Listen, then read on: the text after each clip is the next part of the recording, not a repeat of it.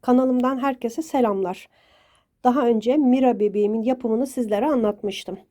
Bütün detaylarını, gövdesini ve böyle bir tulum yapmıştık Mira bebeğe. Şimdi bu videoda farklı bir kıyafet tasarladım. Bluzu aynı, sadece etek ya da jile de diyebiliriz. Onun yapımını anlatacağım size. Çok sevimli oldu. Arkadan eteği çıkarmak için düğmesi var. Ayrıca askıları da açılıyor. Şu düğmeleri çıkararak askılarını açıp eteğimizi çıkarabiliyoruz. Mira bebeğin yapım videolarının hepsini köşede kartlara ekleyeceğim arkadaşlar şuraya. İsterseniz şöyle de ulaşabilirsiniz. Kanalımın ana sayfasına girdiğiniz zaman oynatma listesini seçin. Mira bebek oynatma listesini açtığınız zaman Mira bebeğin bütün videolarını orada da görebileceksiniz. Şimdi etek yapımına geçmeden önce sizden kanalıma abone değilseniz abone olup yorum ve beğeni yaparak da destek olmanızı bekliyorum. Malzeme detaylarımı arkadaşlar videonun altına da ekliyorum. Videoda örerken de size zaten numaralarını söyleyeceğim iplerimin. Hepsi Alize Cotton Gold kullandım. Bir tek şu kahverengi farklı bir marka. Diğerleri Alize Cotton Gold. Şimdi hemen etek yapımına başlıyorum. Eteğini kırmızı iple başlayacağım. 2,5 milim tığ kullanacağım.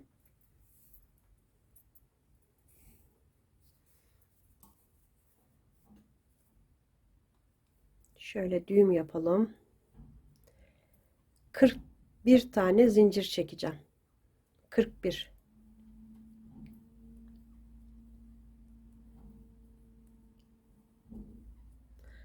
Zinciri çekip geliyorum. Zincirimi çektim. 41 tane. 40 tane sık iğne yapacağız.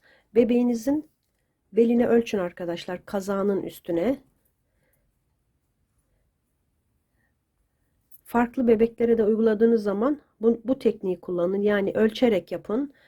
Şöyle normal bir şekilde çok sıkmadan 41 zincir benim bebeğimin beline iyi geldi. Şöyle göstereyim. Ben böyle bir deneme yapmıştım. Her bir pile 5 sık iğne üzerine yapılıyor. 5, 10, 15, bu tarafta 5, 20, 25, 30. Pileler için 30 tane sık iğne lazım. Yan taraflarda 5'er tane kalacak benim. 5 tane kalacak. Eğer bebeğinizin beli daha genişse, daha uzun yapıyorsanız, daha geniş yapıyorsanız iki tarafta da eşit şekilde bırakacaksınız. Diyelim ki 44 tane sık iğne yaptınız. İlk başta 44 sık iğne ile başladınız. Bu taraftan 7 tane, bu taraftan da 7 tane kalmış olacak. Yani pileler ortalanacak. Şimdi ben 40 tane sık iğne yapacağım. 41 zincir çektim. Bir zincirde dönüş için. Şimdi ikinci zincirden başlıyorum. Sık iğne yapacağım. Bir sıra 40 tane sık iğne yapacağım. Tamamlayacağım. 40 tane sık iğnemi yaptım. Şimdi bir tane zincir çekip dönüyorum. Burayı arkadaşlar dikkatli bir şekilde takip edin. Çünkü en önemli kısmı bu pileleri yaptım. Sıra 5 tane sık iğne yapalım önce.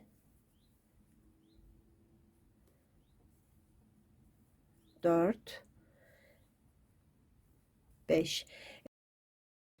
Az önce söylediğim gibi eğer zinciriniz fazlaysa şu kenardaki düz sık iğne sayısını fazlalaştıracaksınız. Şimdi arka loba geçiyorum. Bakın blosuna batacağım. 1, 2, 3, 4, 5 tane de blok kısmına batarak yaptım. Şimdi önde bakın 5 tane tek halkaları kaldı sık iğnelerimin. Şimdi şöyle batıyorum ve döndürüyorum örgümü. Dönerken bir tane yapıyorum buraya. Sırayla bu önde kalan halkalara 5 tane sık iğne yapacağım.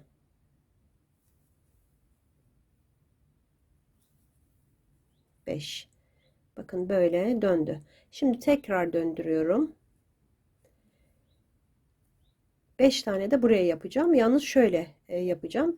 Bakın burada 5 tane sık iğne yapmıştım. Onun ya 5. sık iğnenin boşluğuna batıp diğerine geçiyorum. Bu şekilde yapacağız. Bu 5 sık iğneyi. Bakın son sık iğne burası. Onun dibine batıyorum. Böyle beline dolayarak alttan alarak sık iğne yapacağım. 1. Hemen yine yaptığım sık iğnenin dibine batıyorum. Diğer tarafa geçiyorum.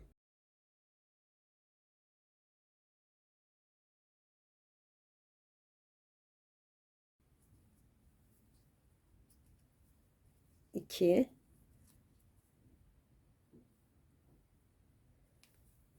Bunu beline dolayarak yapıyorum arkadaşlar. Öyle adlandırıyorum. Böyle. 5. 5 tane de bu şekilde yaptım. 1, 2, 3, 4, 5. Şöyle bir görüntümüz oldu S şeklinde.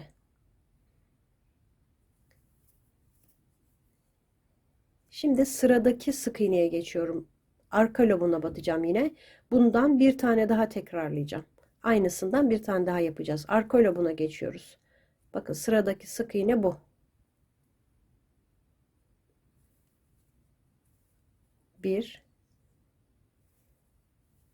2, 3, 4, 5 tane yaptım yine. Öndeki halkaları gördüğünüz gibi kaldı. Şimdi ona batıyorum ve döndürdüm. 1, bakın bunları yapıyoruz. 2, 3, 4, bir tane daha, 5. Sayarak yaparsak burada eksik sık iğne yapmamış oluruz. 5 tane de buraya yaptım. Şimdi tekrar örgümü döndürdüm. Burada yaptığım gibi beline dolayarak yapacağım. Nereden başlayacağım arkadaşlar? Bakın burada 5. dolayarak yaptım sık iğne burada. Hemen bunun dibine batarak yapacağım. Bakın 1, 2, 3, 4, 5. sık iğne bu pilede burada. Şimdi ben de buraya dolayarak yapacağım. Buradan başlayacağım.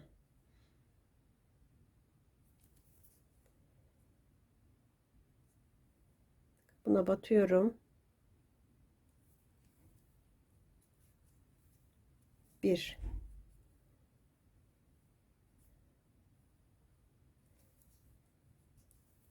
2, 3, 4, son sık iğne burada arkadaşlar. 5,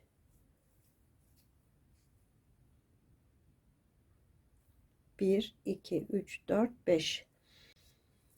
Bakın görüntümüz bu şekilde. S şeklinde 2 tane S oldu. Şimdi bundan bir tane daha yapacağım arkadaşlar. Bakın şöyle göstereyim. Bunu yaptım. Bunu yaptım. Şimdi bunu yapacağım. Ondan sonra farklı yöne gidecek arkadaşlar. Şu üçü aynı şekilde yapılıyor. Tekrar etmiş olacağız aynısını. Bakın bundan sonra yine arka lobuna geçiyorum.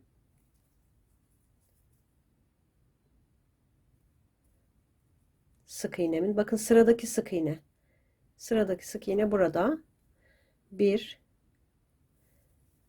2 3 4 5. Ön halkasına batıyorum. Önde kalan. Buradan baktığım zaman da arkadaki kanat gibi görünüyor arkadaşlar. 2 3 4, bakın bir tane daha var. 5. Tekrar örgümü döndürdüm. Bakın nereden başlayacağımızı iyi takip edin arkadaşlar. Şuradan şuraya batacağım. Bakın yine buraya batacağım. Çünkü burada 1 2 3 4 5 burada bitmiş. Şuraya batacağım ve öreceğim. Bu ilk dönüş biraz zorlayabilir sizi. Önden beline dolayarak yaptığımız sık iğnelerde biraz zorlanabilirsiniz. Ama iyi takip edin arkadaşlar. İlk sırada bu örneği yaptıktan sonra zaten gerisi kolay. 3 oldu. Bakın şu sık iğneyi yaptığımız sık iğnenin dibine batıyoruz tekrar. Sonra bu tarafa geçiriyoruz tığımızı. 4. Yine aynı şekilde 5. Şimdi 3 tane böyle pilemiz oluştu. Şimdi bu pileyi farklı, ortadaki pileyi böyle çalıştığım için farklı bir şekilde geçiş yapacağız bu tarafa. Şimdi burada 5 tane beline dolayarak yaptık. Burada da 5 tane beline dolayarak devam edeceğiz. Aynısını sürdüreceğiz. 1, bakın hemen devamında yapıyoruz. En son sık iğnenin dibine batıyorum. Bu tarafa geçiyorum. 1 2 3 4 5. Şimdi burada yine dönüyorum. Burada batacağımız yerler biraz karışık gibi görünüyor ama değil arkadaşlar. Bakın en son yaptığım sık iğnenin halkası bu. Burada beline dolayarak yaptığımız için sık iğnelerin ikişer halkası da bu tarafta kaldı. Bakın şuradan sayın. Bakın birinci sık iğnenin 2 halkası, 2, bu üçüncü. Şöyle tığla da gevşettiğiniz zaman birazdan batmamız daha kolay olur arkadaşlar. Şöyle belirginleştirin. Bakın şu 4, bir de bu. Bakın 5. Şu da var arkadaşlar. Buradaki biraz böyle geride kalıyor. 1, 2, 3, 4, 5 tane sık iğnenin halkası burada kaldı. Şimdi şuraya batacağım. Şöyle batacağım. Yalnız ipimi alacağım. Bakın şu halkaya buradan batacağım. Arka lobuna batıyoruz. 1, belirginleştirdikten sonra şöyle yaptığınız zaman bakın belli oluyor sık iğnelerin halkaları. Arkalarına batacağız. Blolarına. 3,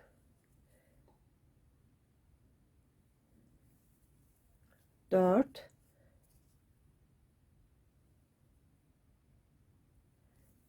5. En zor kısmı sanırım burası arkadaşlar. Buradaki sık iğnelerin halkasını görmek biraz zor oluyor. Daha önce farklı kıyafetlerde de bunu çalışmıştım. Ama bu pile tarzımız daha farklı. Şimdi önde halkaları kaldı. Yine buradan böyle dönüyorum. Batıp sık iğnemi yapıyorum. Arkadaki halkalara 2,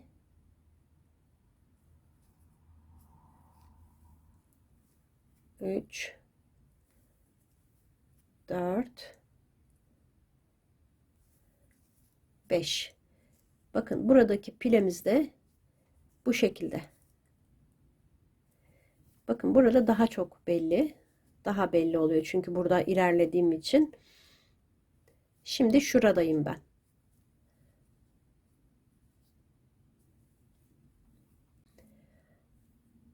Bu tarafta da bu pile şeklini tekrar edeceğim arkadaşlar. Pilelerin yönü farklı. Dikkat ederseniz. Şu üçü aynıydı. Şurada değiştirdik yönünü. Şimdi o şekilde devam edeceğim. 2 tane daha S yapacağım. Bu sefer S değil arkadaşlar. Z. Bakın bunlar S gibi. Bu Z gibi.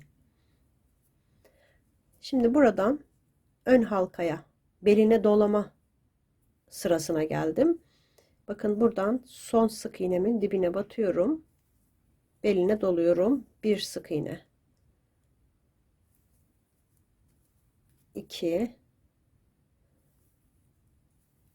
3, sık iğnenin böyle sık iğneye bu şekilde batıyoruz. 4,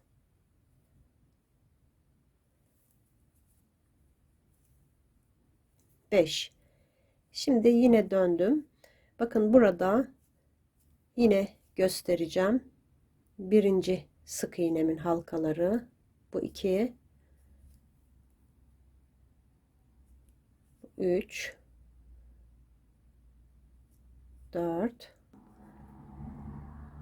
5. Şimdi o halkaların şöyle yaptığım zaman belli. 1, 2, 3, 4, 5. Şu sık iğnenin arkadaki halkasına batacağım ama buradan batmayacağım. Şöyle çeviriyorum. Bu şekilde. Bakın yine şöyle tutuyorum. Arkaya alıyorum diğer öndeki sık iğneleri.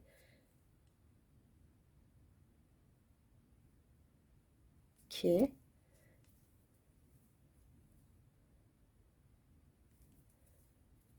3,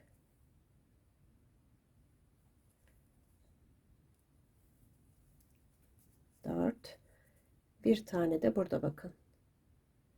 Belirginleştirmek istiyorum. Batmadan önce.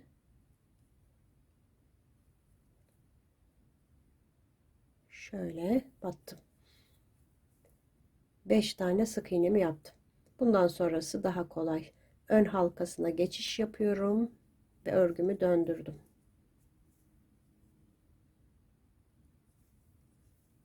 2, 3, 4, son sık iğnem 5. Şimdi bir pilemiz kaldı. Bakın Z şeklinde. Şimdi bir tane daha yapacağım. Aynısından şuraya batıyorum. Ön halkasına beline dolayarak, ön halkası değil arkadaşlar. Daha önce de yaptık buralarda. 3 oldu. 4, 5. Bakın burada 5 tane sık iğnem kaldı. 1, 2, 3, 4, 5 sık iğne. Şimdi dönüyorum.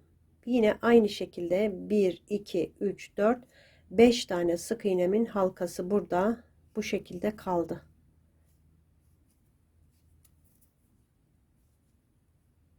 Şimdi şuna batacağım. Önden arkaya doğru.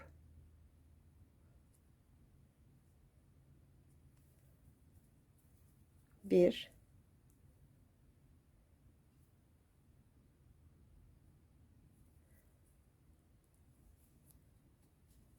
2,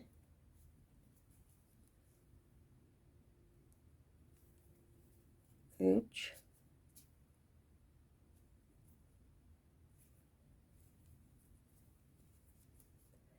4, 5.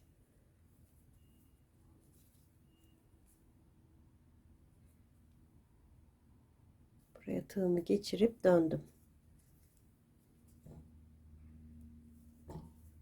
2, 3,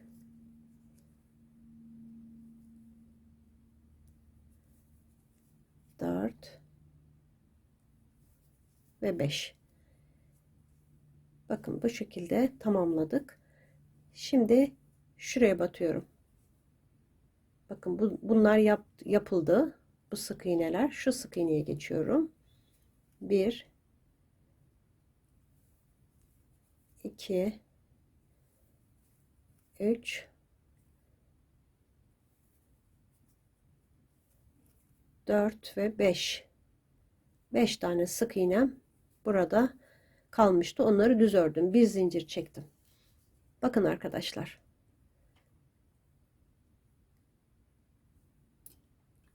Şu 3 pilenin yapımı aynı. Sonra burada yönünü değiştirdik.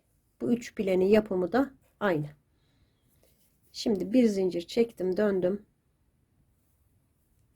Burada artık kolay arkadaşlar. Buradan örüyorum. 3, 4, 5, 6, 7, 8, 9 tane ördüm. Buradaki sıradaki sık iğneye, köşedeki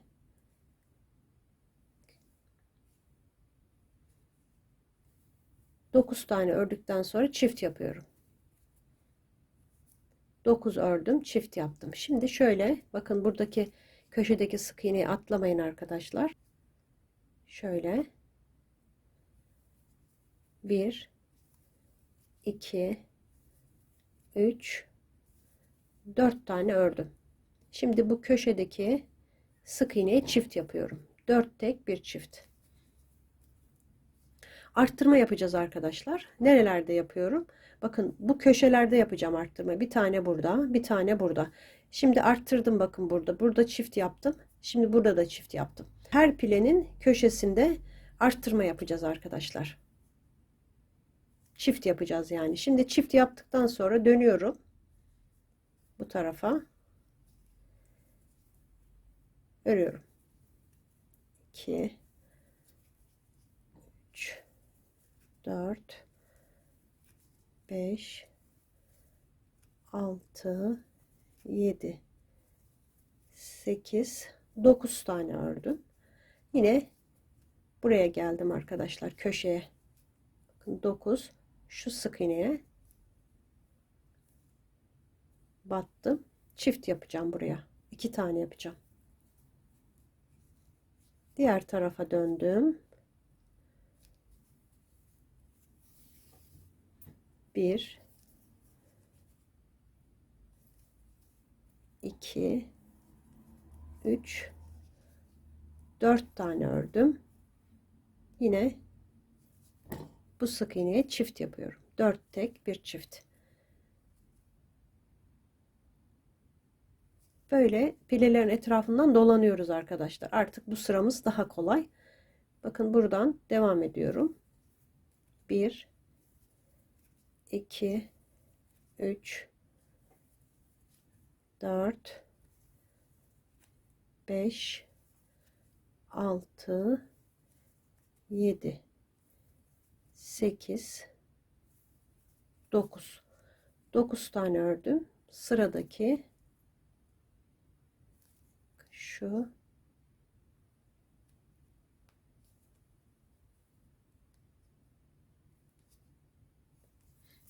buraya çift yapıyorum. 9 tek bir çift. Dönüyorum. 1, 2, 3, 4, 4 tek bir çift. Tekrar dönüyorum. Döne döne örüyoruz.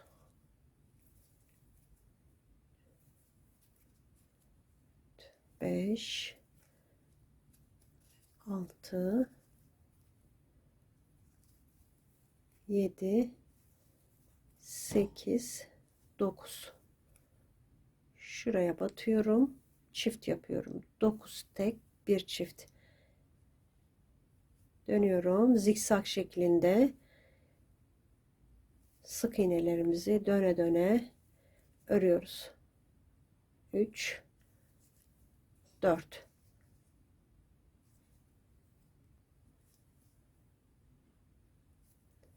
Buna battım.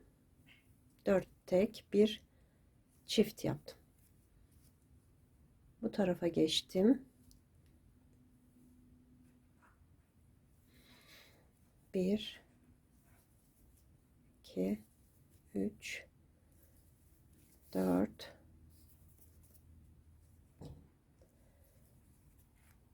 5 6 7 8 9.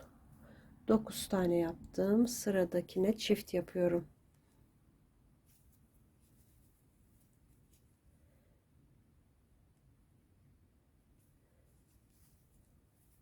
1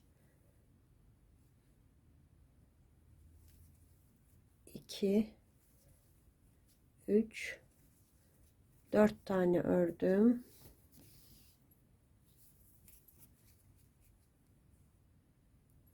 Yine çift yapıyorum.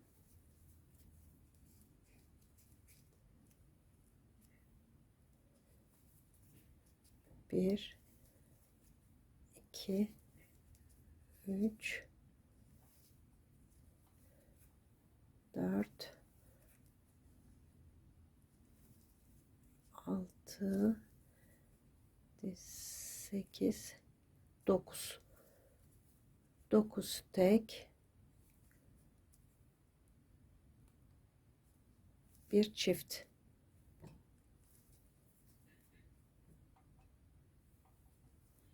Bir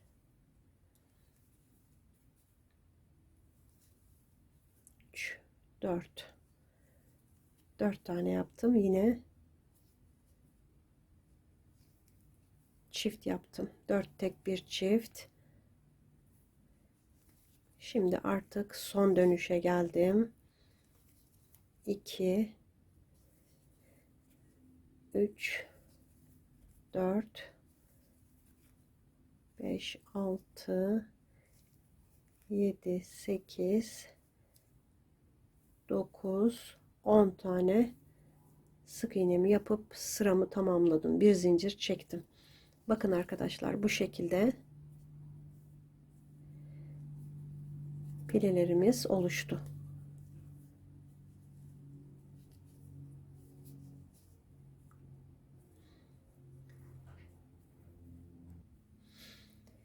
Şimdi böyle dönüyorum. Artık arttırma yapmayacağım. Dümdüz öreceğim. Bu zikzakların etrafından, pilelerin etrafından dönerek, zikzak çizerek sık iğnelerimi yapacağım.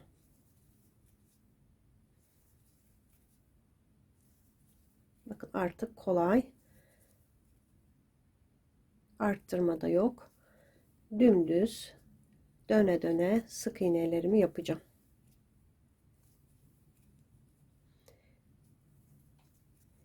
Bunu 3 sıra yapacağım arkadaşlar.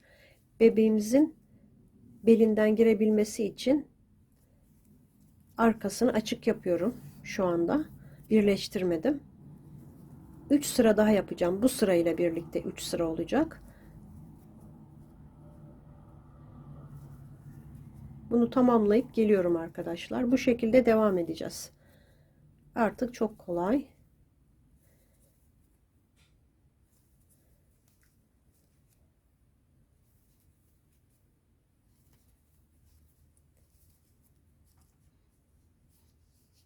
Tamamlayacağım.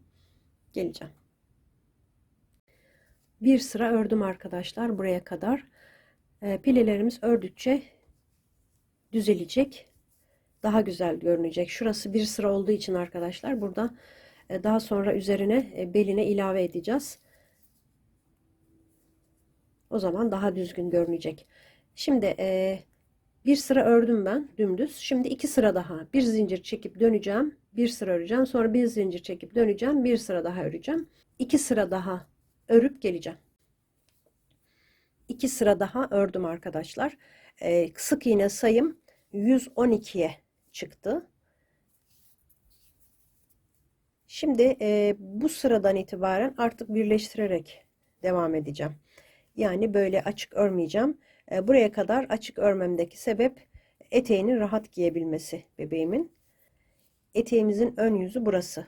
Pilenin duruşu bu şekilde olacak. Böyle değil. Bu şekilde olacak. Şimdi karşılıklı burada bitirdikten sonra sıranın ilk sık iğnesine geçiyorum. İlmek kaydırma yapıyorum. Bir zincir çekip şimdi burada bu görüntünün aynı şekilde devam edebilmesi için sıranın bir ters yüzü bir de düz yüzü gelmiş olacak. Şimdi burada böyle devam edersem düz olmuş olacak. Burada çünkü alt sıradaki düz görünümlü. O yüzden geri dönüyorum. Geriye dönüyorum. Şu ilk sık iğneye batıp devam edeceğim. Dümdüz yine aynı şekilde sıramı tamamlayacağım. Böyle öreceğim. Buraya geleceğim. Sonra tekrar göstereceğim arkadaşlar burada. Şimdi şu kısma dikkat edin arkadaşlar. Buraya bakın, burada bir önceki sırada buradan ilmek kaydırma yaptığım yer. Buraya batıyorum. Sık iğnemi yapıyorum. İlk sık iğnemiz burada. Onun içine ilmek kaydırma yapıyorum. Bir zincir çekip döndürüyorum arkadaşlar. Dönerek ördüğümüz için burada bir karışıklık olmasın. Hemen şuna batarsak orada bir artış olur. Dönüşte böyle örüp geldiğimde şu bağlantı yaptığım yere batacağım. En son buraya batacağım arkadaşlar. Şimdi bir zincir çektim. Döndürdüm. Buna batmayacağım. Bir tane atlıyorum. Yanındaki sık iğneye batıyorum. O ilmek kaydırma olmuş oluyor. O yüzden onun içine batmıyorum. Sonra böyle örüp geleceğim. Son sık iğnem şurada bağlantı yaptığım yer olacak. Buraya da batıp sonra ilmek kaydırmayla ilk sık iğnenin içine bağlayacağım ve geri döneceğim. Herhangi bir artış yapmadan söylediğim şekilde geri dönerek bir zincir çekip geri dönerek ilmek kaydırmayla birleştireceğim. Tekrar geri döneceğim. Bu şekilde öreceğiz eteğimizin boyunu. Bebeğime ölçerek boyunu ayarlayacağım ben. Kaç sıra öreceğim, belirleyeceğim. Birazdan size de göstereceğim arkadaşlar. Şimdi biraz 112 sık iğneyi dümdüz dönerek dediğim şekilde örüp geleceğim. Eteğimin boyunu biraz uzattım. Kaç sıra ördüm arkadaşlar onu göstereceğim. Yalnız şunu söylemek istiyorum. Eteğin ön yüzü burası olacak. Pile bu şekilde olacak arkadaşlar. Ön yüzü böyle olacak. Son sıramız düz gelmiş olacak. Kaç sıra yaptım onu söylüyorum. Birleştirdikten sonra 2, 4, 6, 8, 10 sıra ördüm. Şuradan itibaren sayıyorum. Burada birleştirdik. Döne döne 2, 4, 6, 8, 10 sıra ördük. Son sıramız eteğin ön yüzüne gelecek. Yani düz kısmı. Bu şekilde olacak. Bakın. Şuradan saydığım zaman da şu ikilileri saydığım zaman 2, 4, 6, 8, 10, 12, 14 sıra oldu. Tamamen baştan saydığımız zaman da 16 sıra 2, 4, 6, 8, 10, 12, 14, 16. Son sıramız eteğin ön yüzüne gelecek. Onun ön yüzü. Düz gelecek yani. Şimdi bu sırada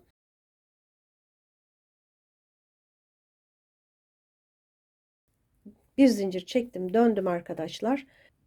Burada bu sık iğneyi atlayıp buna battık hep zaten. Şimdi de aynı şekilde bir zincir çekip döndükten sonra arka lobuna batacağım. O sık iğnenin şuna batıyorduk. Arka lobuna batacağım. Bulosundan yine bir sıra öreceğim. Bu tek kanatları burada kalacak. Eteğin iç kısmında kalacak arkadaşlar. İç tarafında, dış tarafında olmayacak. Bakın eteğin ön yüzü burası dediğim gibi. Bulo yaptığımız zaman bu öndeki halkaları eteğin iç yüzüne gelecek. Şimdi 112 tane sık iğneye yine bu şekilde arka lobuna batarak öreceğim. Buraya kadar örüp geliyorum. Sıranın sonuna geldim. Bir sık iğnem kaldı. Bakın burada buna batıyorduk. Böyle batıyorduk. Şimdi arka lobuna batacağım. İlk sık iğnenin içine ilmek kaydırma yapıyorum. Bir zincir çekip yine örgümü döndürdüm. Şunu atlıyoruz arkadaşlar, bütün sıralarda olduğu gibi. Buraya batıyorum. Buradan başlayacağım. Yine bir sıra kırmızıyla son sıramı yapacağım. 112 tane sık iğneyi buraya kadar örüp geleceğim. Burada bir sık iğnem daha var. 112. sık iğnemi de ördüm. İlk sık iğnenin içine bağlantı yapıyorum.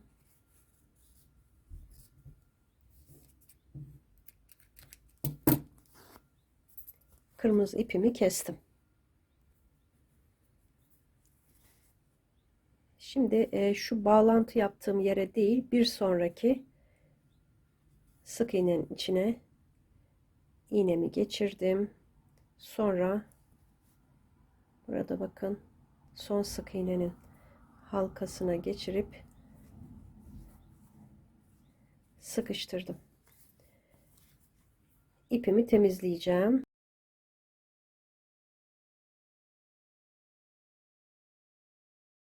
Şimdi bu bakın, burada bulo yapmıştık. Bulo kısmı, bir kanatları burada iç tarafta kaldı. Eteğin iç kısmında kalacak. O bulo kısmına yeşil ipi bağlayacağım. Yeşil ipinin kod numarasını arkadaşlar videonun altına açıklama kısmına ekleyeceğim. Videoyu düzenlerken de şu anda aklıma gelmedi numarası. Buraya yazabilirim arkadaşlar, yeşilin kod numarasını. Şimdi şu kısma yeşil ipi aldıktan sonra böyle yapacağım arkadaşlar. Bu şekilde öreceğim. Bakın burada bulo yapmıştık. Tek kanatları kalmıştı. Oraya bağlantı yapıyorum. Bir zincir çektim. Aynı yere batıyorum.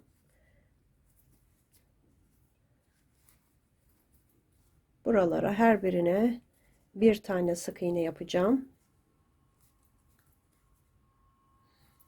Kırmızı ipim aynı marka olmasına rağmen biraz daha böyle tok bir ip arkadaşlar.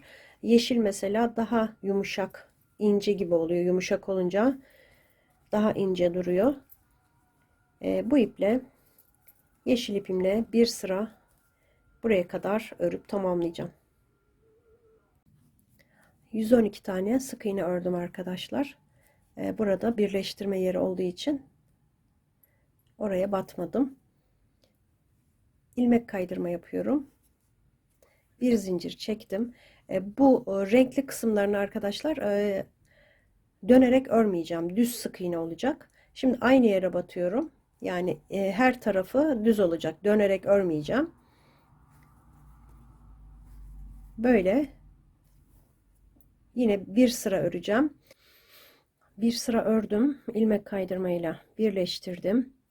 Bir zincir çektim. Bir sıra daha öreceğim arkadaşlar. Bir sıra daha aynı şekilde böyle 112 sık iğne yapacağım, tamamlayacağım. Sıramı tamamladım. İlmek kaydırmayla birleştiriyorum. Bir zincir çektim. Toplam yeşil iple 3 sıra örmüş olduk. Şimdi burada ön halkalarına batacağım. Bir zincir çektim. Aynı hemen dibindeki sık iğnenin ön halkasına batıyorum. Bu şekilde diğer ipi bağlayacağımız yeri oluşturuyorum.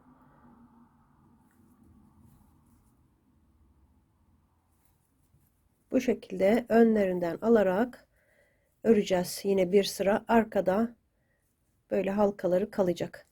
Şimdi 112 sık iğneyi yine bir sıra ön loblarından, flosundan alarak öreceğim, tamamlayacağım.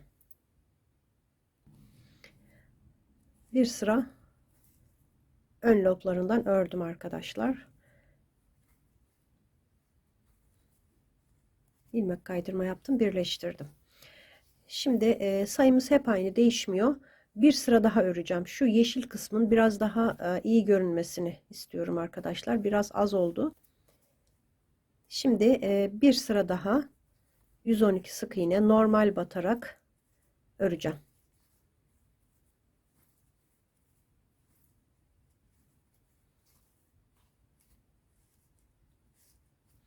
Böyle tamamlayıp geliyorum. Yeşil kısmı tamamladım. İlmek kaydırma yaptım. İpimi kestim. Bunu da aynı diğer kırmızı gibi gizleyeceğiz. Şimdi kahverengi bu ipimi alıyorum.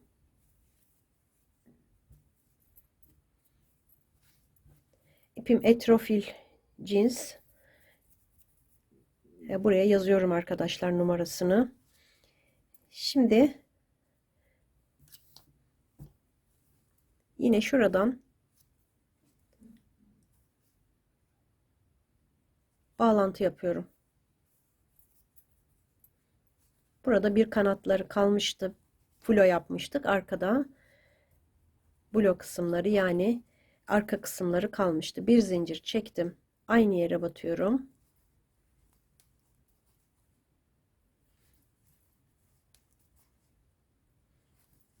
Şimdi 3 sıra düz 112 sık iğne öreceğim. Normal bir şekilde. Aynı yeşil gibi. Sonra 4. sırada arka loblarından, ön loblarından pardon, 4. sırada ön kanatlarından alacağım. Burada yeşilde yaptığım gibi. Sonra bir sıra daha öreceğim. Toplam yeşil gibi 1, 2, 3, 4, 5 sıra kahverengiyi yapacağız. 4. sırada ön halkalarına batacağız. Aynı yeşil gibi bunu da yapıp tamamlayacağım. Kahverengi bölümü de tamamladım. Söylediğim gibi 3 sıra normal ördüm. 4. sırada flodan ördüm. Sonra bir sıra daha dümdüz ördüm. Şimdi krem rengi ipimi alıyorum. Bu da Alize Cotton Gold 67 numara.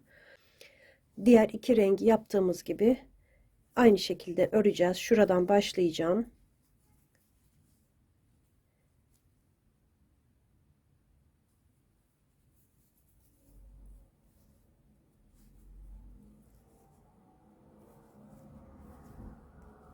Beş sıra öreceğim. Bu önden yaptığımız flo sırasını yapmayacağım. Çünkü arkadan artık renk ilave etmeyeceğim için dümdüz 5 sıra öreceğim.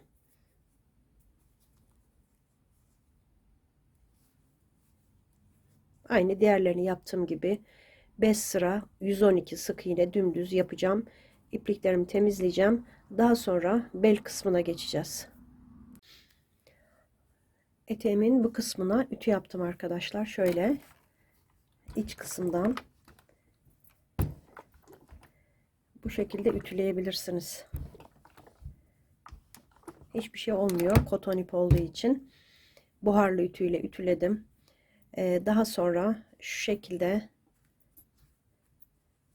şu üst kısma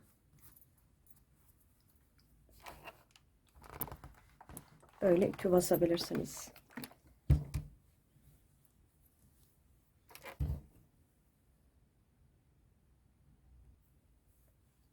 Şimdi yeşil ipimi aldım. Arkadan eteğin belinden öreceğim.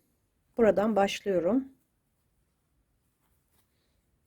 Aynı yere sık iğne yaptım.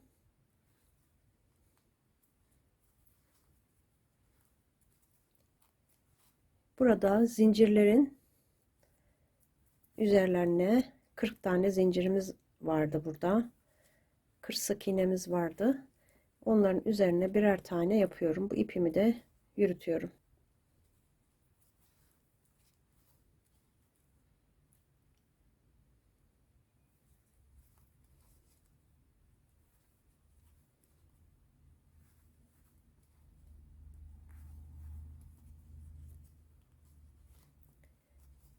Buraya kadar tamamlayacağım. 40 tane sık iğne yaptım. Bir zincir çekip dönüyorum. Yine her bir sık iğnenin üzerine bir tane batacağım. 40 tane sık iğneyi buraya kadar öreceğim. 2 sıra ördüm. Bir sıra daha öreceğim arkadaşlar. Bir zincir çekip dönüyorum ve bir sıra daha örüyorum. Bir sıra daha.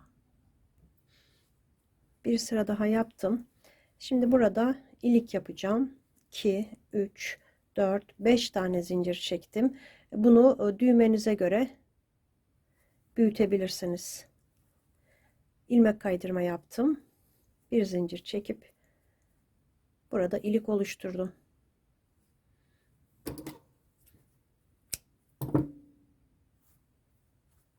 İpimi iğne ile buraya gizleyeceğim.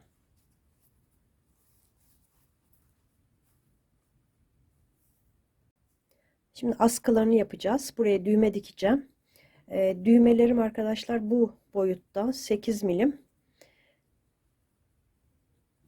Hem arkasına hem de askılarına dikeceğim. Şimdi kahverengi burada kullandığım rengi alıyorum. Şimdi buradan 1, 2, 3. sık iğnenin dibine batıyorum arkadaşlar. 1, 2, 3.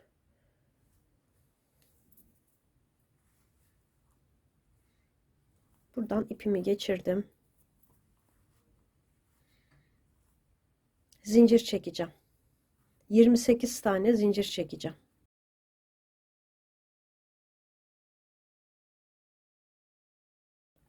Askının uzunluğunu bebeğinize ölçerek yapın arkadaşlar. Çünkü eteğimiz tam koltuk altına gelecek şu yeşil kısım. Bakın giydiriyorum ben.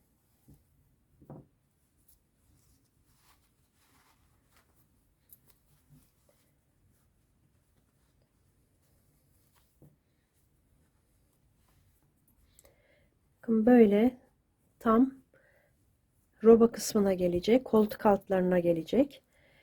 Onun için ölçerek yapmanızı tavsiye ediyorum. Uzun olduğu zaman, askılarımız uzun olduğu zaman etek aşağıya düşer ve güzel bir görüntü olmaz.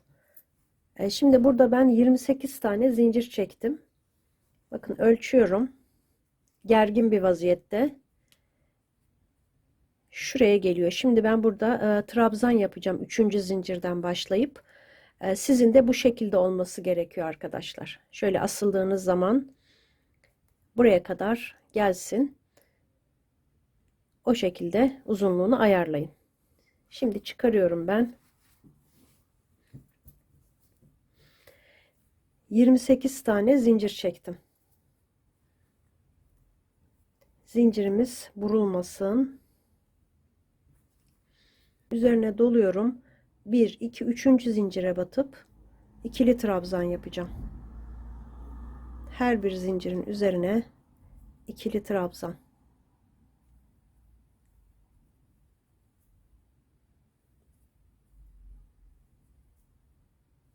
Böyle zincirin tamamını öreceğim arkadaşlar. Zincirin sonuna kadar ikili trabzan yapacağım. Trabzanlarımı yaptım. 26 tane ikili trabzan oldu. Şimdi burada bakın bu bağlantı yaptığım yerin 1, 2 sık iğne atlıyorum. Yani şunu atlıyorum. Üçüncüsüne bağlıyorum. İlmek kaydırmayla. Şimdi şu şekilde buradan diğer tarafa geçiş yapacağım.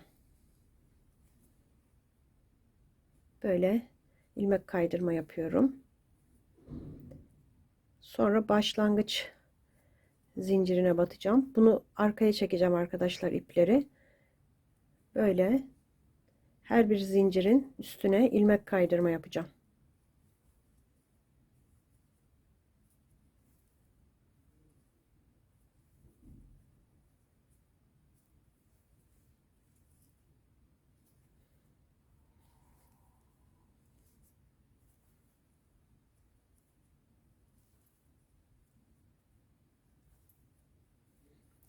Bakın böyle tamamlayacağım.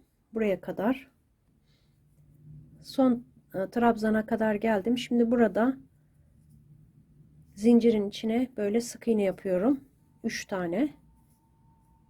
Sonra trabzanların üstüne dönüyorum.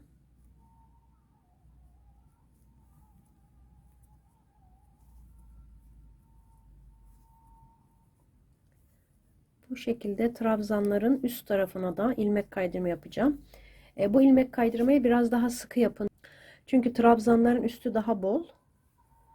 Zincire göre biraz daha sıkı yapın arkadaşlar burayı. Diğer tarafta eşit olsun.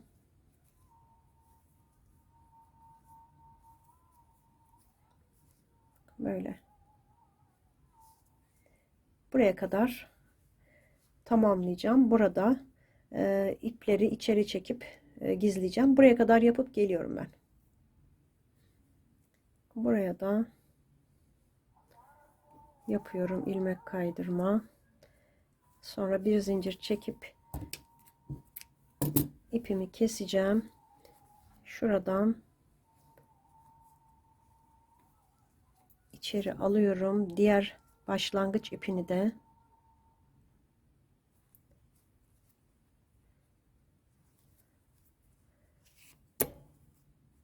aldım. Burada ikisini düğümlüyorum ya da tek tek ayrı ayrı da geçirebilirsiniz düğümleyip. Buradan iplerimi içeri alıp gizleyeceğim. Şimdi bir askımız böyle şuradan başladık. Bakın üçüncüden başladık. Şimdi bunu diğer askıyı 3, bakın bunu birleştirdiğim yerden başlayacağım. Şuradan başlayacağım. Birleştirince buraya birleştirmiş olacağız. 3 sık iğne sonra burada da 3 sık iğne kalacak. Yani şu pilenin ucuna denk gelecek şekilde bağlıyorum. Yine buradan 28 tane zincir çekeceğim. Aynı bu şekilde bunu yaptığım gibi trabzanlarımı yapacağım. Buradan buraya geçiş yapıp ilmek kaydırmaları yapacağım. Buraya 3 tane sık iğne yapıyoruz. Aynı şekilde tamamlayıp geleceğim. Düğmelerini dikeceğim. Düğmelerini arkadaşlar bebeğinizin üzerine giydirin. Şu düğme ayarını istediğimiz yere yapabiliriz. Bakın benim düğmelerim buradan da geçebiliyor. Buraya dikeceğim. Sonra bunu buradan istediğim yere ayarlayabilirim. Buradan geçirebilirim. Düğme buraya olacak. Şimdi ikinci askıyı da yapıp geleceğim. Şu bel kısmını arkadaşlar yeşille kırmızının birleştiği yere ilmek kaydırma yapacağım. Şimdi diğer askımı da yaptıktan sonra yapacaksınız arkadaşlar. Ben burada şimdi göstereceğim. Şöyle ince bir tığ aldım. 2 numara tığımı aldım. 2 milim. Daha rahat yapılıyor. Bakın aynı yere batıyorum. İlmek kaydırma. Bunu iğne ile de yapabilirsiniz. İğne ardı dediğimiz teknikle de yapabilirsiniz. Bunu arkaya geçireceğim arkadaşlar. Arkaya alalım.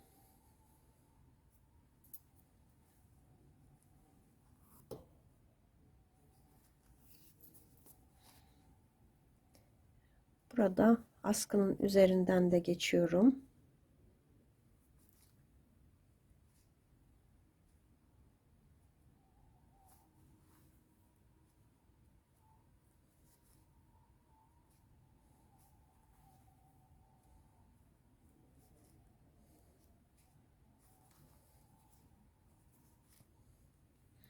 Bakın battığımız ipin çıktığı yere batıp bir ileriye gidiyoruz.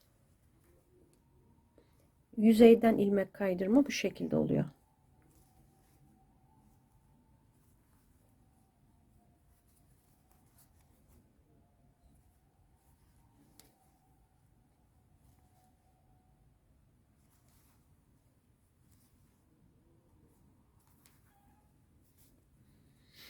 Şimdi böyle tamamlayacağım. Dip kısmına krem rengiyle geçiş yapmış olacağız. Onu tamamlayacağım. Askımı yapacağım. Düğmelerimi de dikip geleceğim. Jilemi tamamladım.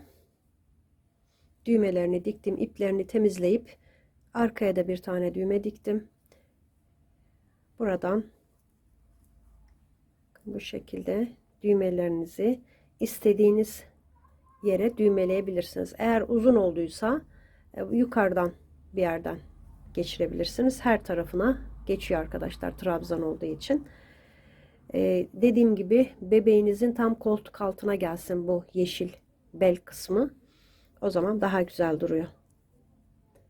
Şimdi tekrar geçireyim.